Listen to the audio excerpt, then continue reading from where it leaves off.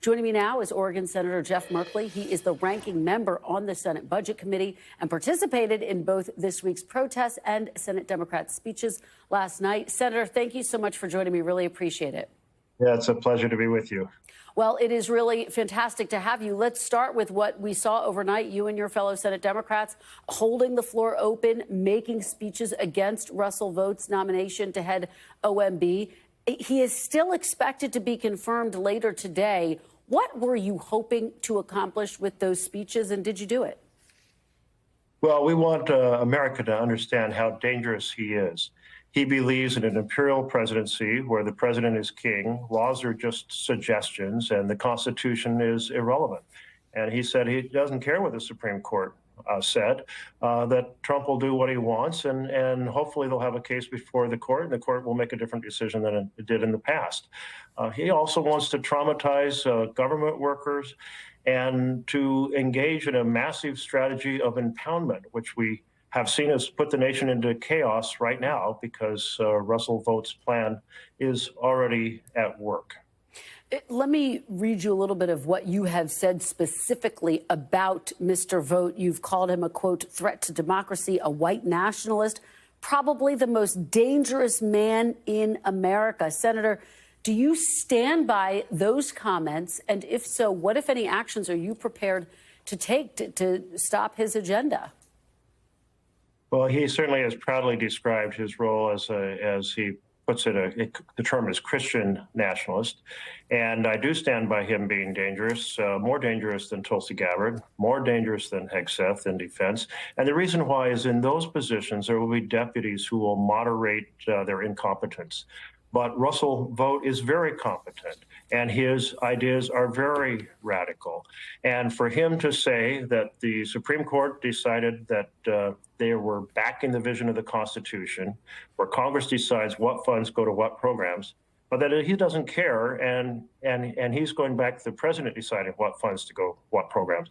Once you say the laws are just suggestions and the Constitution doesn't matter, and the Supreme Court's previous decisions are irrelevant, then what you have is you've breached the boundary between a democracy, that is a republic, where you have one body making the laws and a different body implementing them, and you've consolidated power into the president in an autocracy. And that is, of course, what Trump wants, but it's not what our nation is, and it's extremely dangerous to our vision. And now, of course, to have Elon and his team of muskies proceeding to try to get into all the data and all the agencies, that's extraordinarily scary on a whole different level. Well, and I guess the big question is, Senator, what exactly can Democrats do to stop what you are characterizing as undemocratic behavior? I know that some of your Democratic colleagues are suggesting they would actually be willing to shut down the government over the next funding deadline over what they see happening inside federal agencies. Is that something that you would support doing? Well, it wouldn't be Democrats shutting down the government. It would be Republicans shutting down the government. In other words, if they're going to continue on a non-constitutional course, we're not going to help them address the debt limit. We're not going to help them pass a continuing resolution. And so that is our power, and our power is our voice. Our power is our action on the floor, as we did going through the night for 30 hours. Our power is our refusal to allow the Budget Committee to be able to confirm or send Russell Vought's nomination to the floor, and doing it in a secret, private setting off the floor of the Senate, rather than having it in a public setting where senators could share their ideas. So we boycotted that gathering and held a press conference instead.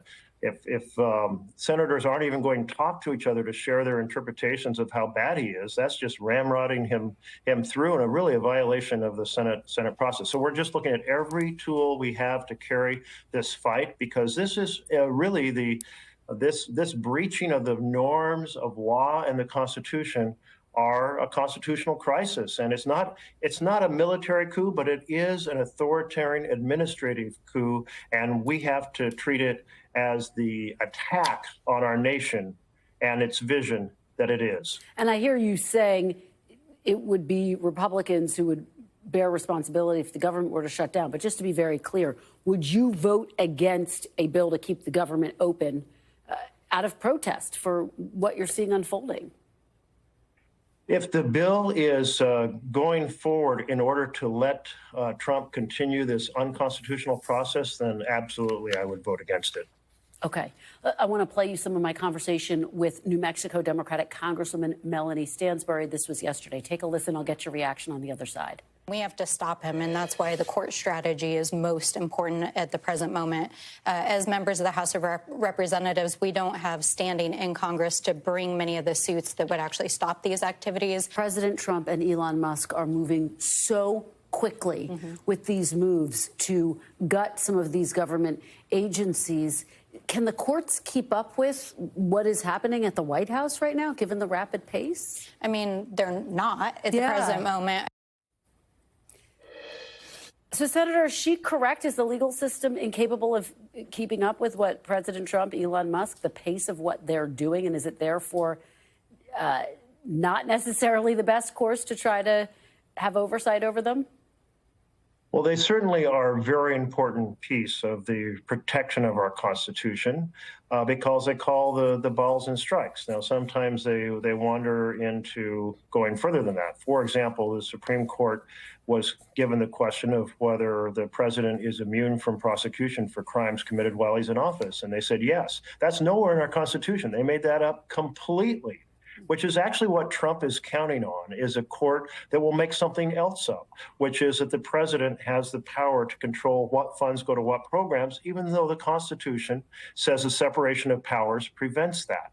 So this is the courts will help in blocking some things, but as they move up through the process, will Trump and his team actually even pay attention? When someone like Russell Vought is the chief engineer of the Trump train and is saying, ignore the outcomes of the court, well, we have a big problem about the courts being effective. And look right now, the court said you have to stop this illegal shutdown of payments. And what's happening is all across the country, people are still shut out of payments. So they haven't responded to what the court has said. So the courts are important. But they are not the only story here. We have to use the legislative branch in every way we can. Senator, very quickly, I just want to put up some remarks obtained by CBS News. This is Marco Rubio, Secretary of State Marco Rubio, talking to embassy staff in Guatemala. He's talking to them about the foreign aid cuts. He says we're going to continue to provide foreign aid and to be involved in programs, but it has to be programs that we can defend. It has to be programs that we can explain. It has to be programs that we can justify. Otherwise, do we endanger foreign aid? This is not about politics, but foreign aid is the least popular thing government spends money on. What's your reaction to that, Senator?